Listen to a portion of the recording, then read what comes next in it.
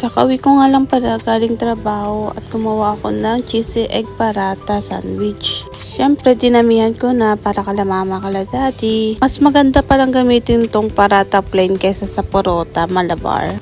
Siyempre, sa isang serving may 2 itlog na yan. Nilagyan ko na rin ng asin, hinalo-halo, at nag-prepare na rin ako ng kawali at pinainit ko ito. Siyempre, dapat medium heat lang to para hindi masunog ang paratha na ginamit ko. Siyempre, naglagay ako ng onting mantika bago ko isalang. Siyempre, titikit yan kapag hindi mainit at siyempre, dapat niluluto lang talaga ito sa medium heat para hindi masunog. At naglagay na rin pala ako ng itlog. Siyempre, habang kumukulo yan, at naglagay na rin ako ng niluto kong paratha. Siyempre, maya-maya ko nang babalik ta rin yan. Natay ko lang dumikit yung itlog sa paratha. After dumikit yan, babalik ta rin ko na yan. At ilalagay ko na itong 2 slice ng cheese. Kaya nilagay ko 2, gusto ko kasi cheesy.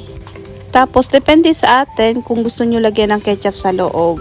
Pero mas masarap din lagyan siya ng ketchup sa loob. Masarap. Dahil luto na, isalin ko na siya dito. Yan nga pala ang dinner namin for today.